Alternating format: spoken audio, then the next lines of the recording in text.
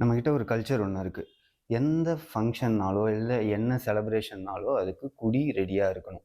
அது கல்யாணமாக இருக்கட்டும், ரிசப்ஷனாக இருக்கட்டும், இல்லை பிரேக்கப்பாக இருக்கட்டும், ஏன் காது குத்து பேர் வைக்கிற ஃபங்க்ஷன் வரைக்கும் சின்ன பெக் போட்டால் தான் சந்தோஷம் இருக்குன்னு சொல்லி அதை நம்ம ஜஸ்டிஃபிகேஷன் பண்ண ஆரம்பிச்சிட்டோம்.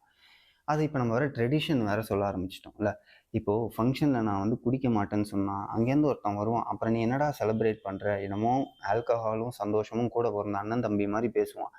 பட் நம்ம ஞாபகம் வச்சுக்க வேண்டிய விஷயம், குடியை தாண்டி மியூசிக், ஃபுட்டு, டான்ஸு, செலிப்ரேஷன் இதெல்லாம் நிறைய இருக்குது.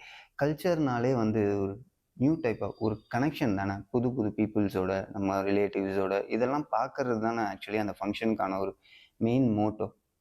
அதை விட்டுட்டு நம்ம அந்த ஃபங்க்ஷனுக்கு வந்தோமா இல்லையான்றதே மறுநாள் செல்ஃபியை பார்த்தா தான் ஞாபகம் வர அளவுக்கு குடிச்சு பிளாக் அவுட் ஆகிறதுல என்ன ஒரு சந்தோஷம் இருக்க போகுது எனக்கு புரியல. ஸோ நெக்ஸ்ட் டைம் யாராச்சும் இந்த ஃபங்க்ஷனில் போய் குடிக்கணும்னு நினச்சிங்கன்னா ஒரு வாட்டிக்கு 2 வாட்டி யோசிச்சுக்கோங்க. நீங்கள் அங்கே ரியல் ஹாப்பினஸை ஃபீல் பண்ணணுமா, இல்லை போதையில் என்ன நடந்துச்சுன்னே தெரியாமல் மறுநாள் காலைல ஃபீல் பண்ணணுமான்னு. ஸோ இது உங்கள் ராகேஷ் அலஜி சேனலுக்கு சப்ஸ்கிரைப் பண்ணாதவங்க சப்ஸ்கிரைப் பண்ணுங்கள். குடியை முடிஞ்ச அளவுக்கு கம்மி பண்ணுங்கள். நிறுத்த முடியுமான்னு தெரில உங்களால், பட் அட்லீஸ்ட் கம்மி பண்ணுங்கள். சில இடத்துல குடிப்பேன், சில இடத்துல குடிக்க மாட்டேன்னாவது நீங்கள் உங்களுக்கு ஒரு பவுண்ட்ரி வச்சுக்கோங்க. அடுத்த வீடியோவில் பார்ப்போம்.